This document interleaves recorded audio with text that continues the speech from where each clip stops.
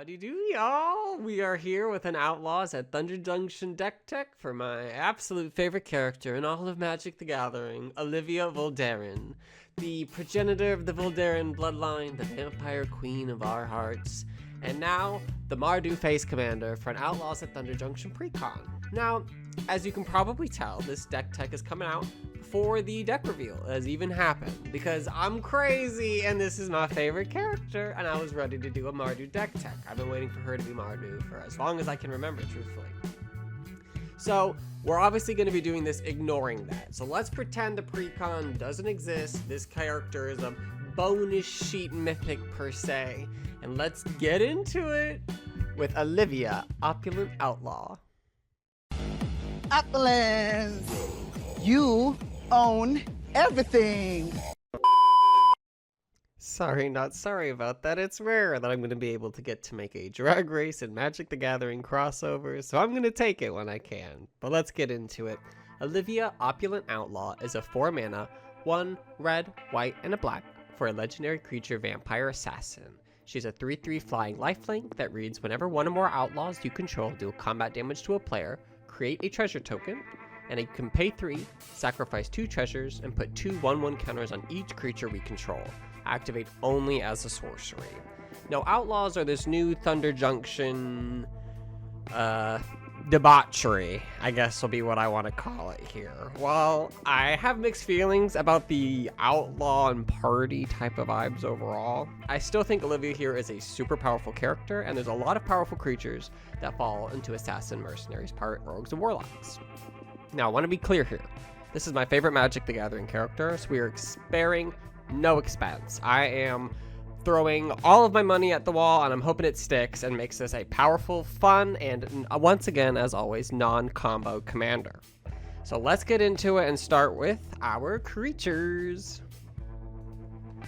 Alright, so let's get into it. In total, we are running 24 creatures, and while I'm not limiting us to only outlaws, it is certainly a qualifying factor as to whether something gets into the deck or not, and if something isn't an outlaw, it needs to have a very specific reason and purpose to serve in the deck.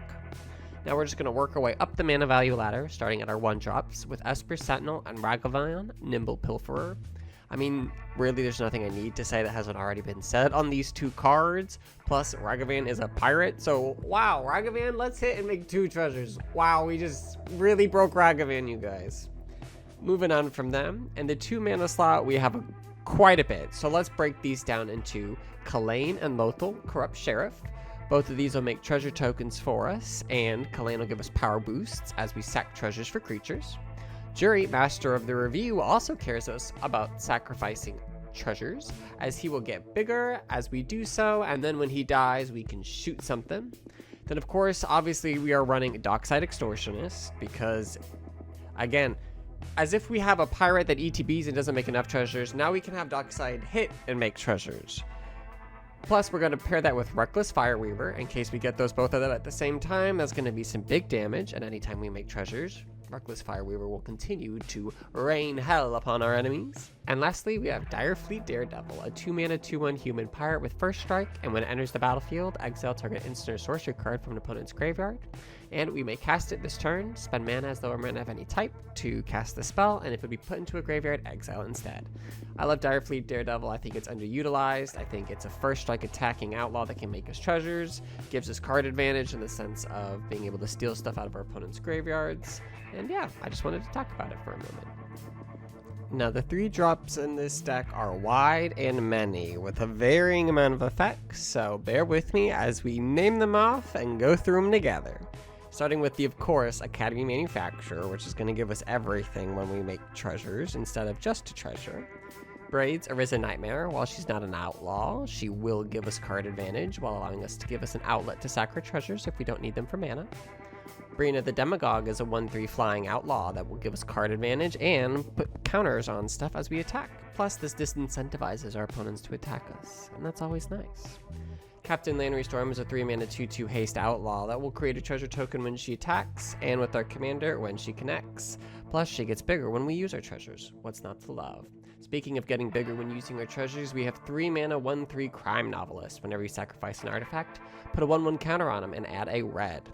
Crime Novelist is new, and I think this card is really powerful. And if you don't have one, get it now. It's only $1.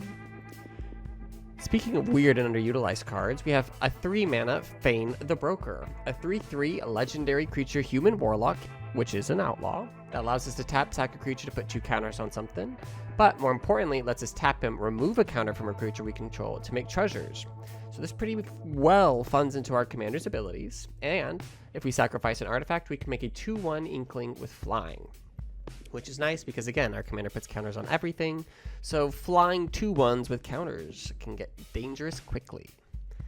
Next, we have Mary the Killing Quill, a 3-mana 3/2 that gives us a benefit whenever our creatures that are assassins, mercenary, and rogues deal damage, can let us card draw and treasures.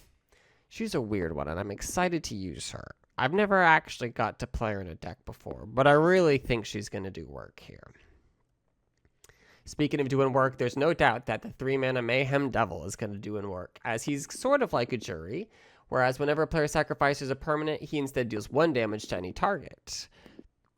Bypassing the need for counters and death, Mayhem Devil goes straight at the face. Gotta love it. And speaking of straight at the face, nothing goes straight at the face better than a Professional Facebreaker. A 3-mana 2/3 menace, whenever one or more creatures we control deal combat damage to a player, create a treasure token, and sacrifice a treasure, exile the top card of our library. You may play that card this turn. Professional Facebreaker is just a generically great red card and interacts with treasures. Now our creatures potentially are making 2 treasures for hitting our opponents. I could bring a tear to my eye, how beautiful it is. And let's finish off our creatures with the 4-mana and up category, starting with Felisa, Fang of Silverquill, a 3/2 flying vampire wizard with Mentor.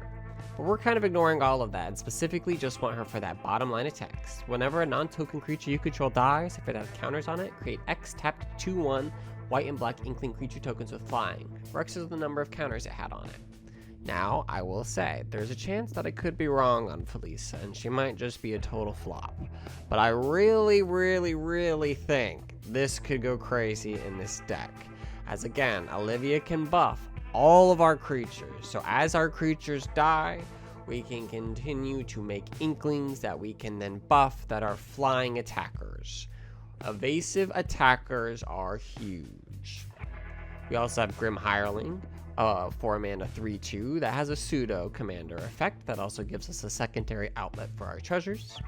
We have Pitiless Plunderer, another easy treasure maker that is also an outlaw. Queen Marchesa, Death Touch and Haste. She's a legendary human assassin, therefore making her an outlaw.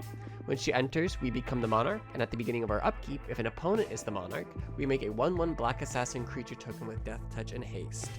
These are outlaws, so these Death Touch assassin creatures are going to also make us treasures.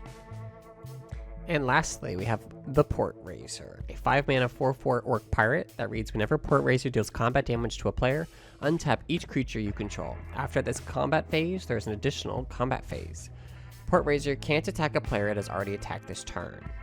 Port Raiser can, in theory, net us 3 treasures every combat if our opponents don't have a blocker.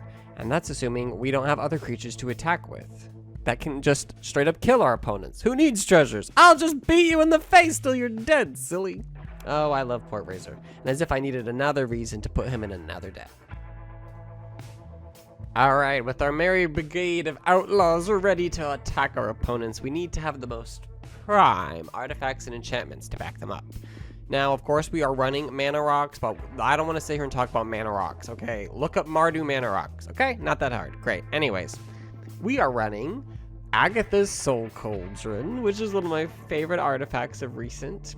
That is a 2-mana legendary artifact that lets us tap to exile cards from graveyards to put counters on our creatures, and then, more importantly, creatures we control with 1/1 counters on them have all activated abilities of all creature cards exiled with Agatha's Soul Cauldron. And it also has a whole other ability at the top, but who cares? God, they really put a lot on it into text on that one. Anyways, let's keep it moving. We have Idol of Oblivion that'll let us draw cards as we make our treasures.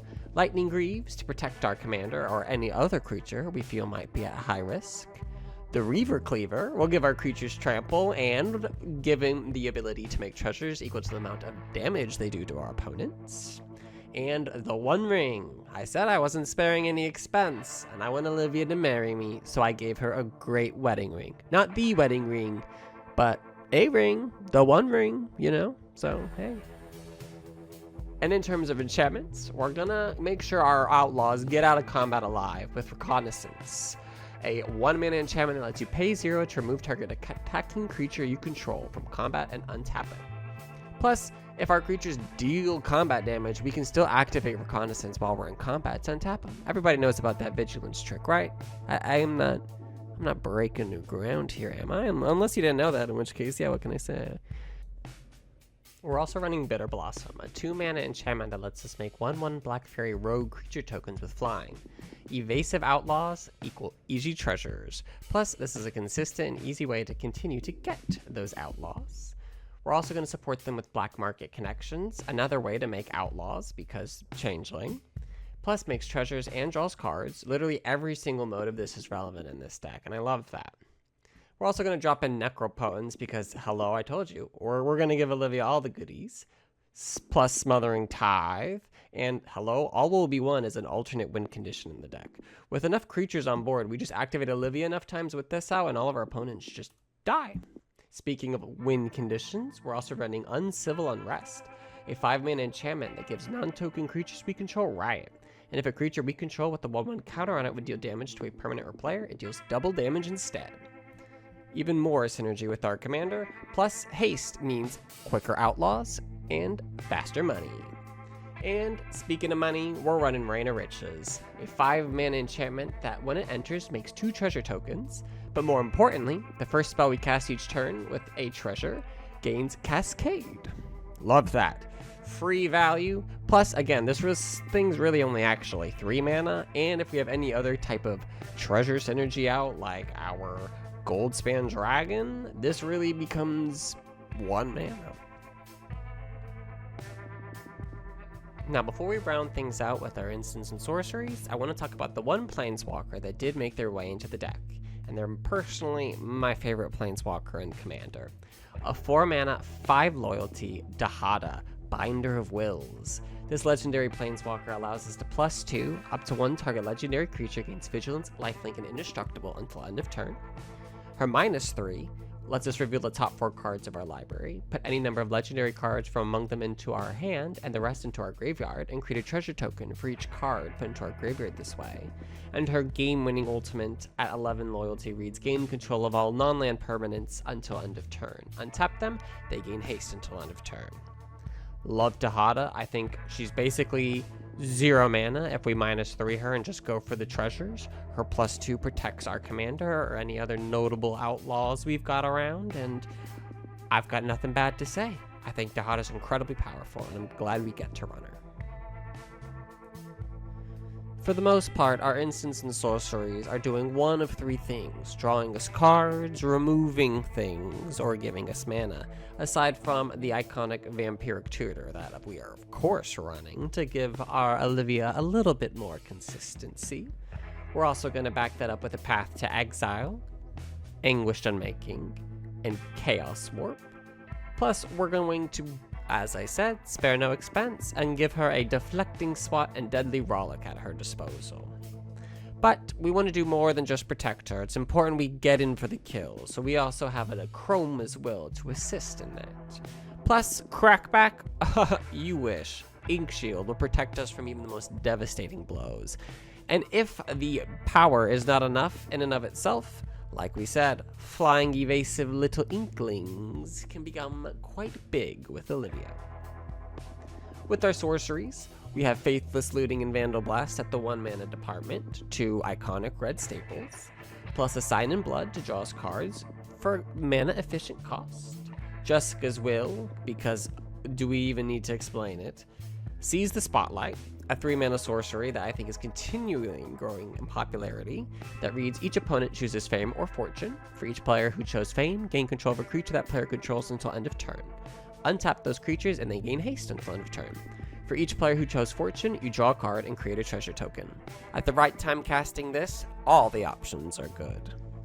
We're also running Legatus Endeavor that'll either net us treasures, or clear the board, or both, we really get to pick, and plus, our commander buffs our whole board state, so there's a great chance that we will endure while they burn. Speaking of burning them, nothing will do it more than Ruinous Ultimatum and Blasphemous Act. That's it. You did it. You struck it rich. You made it to the end. And if you did, you should probably subscribe because clearly you were super entertained and this was some premium high quality content from a small content creator. And yeah, really, thanks so much for checking it out. I hope you guys like it. I definitely would love to hear suggestions. Obviously, I worked on this a little quickly. Granted, I did a great job at predicting potentially every scenario that this Olivia card could do. So I had basically every outlaw that existed all in a folder ready for me to go over by the reveal of today. And yeah, that's really it. Y'all have a good one, and I'll see you guys in the next Deck Tech. And if it's who I want it to be, she's nearby.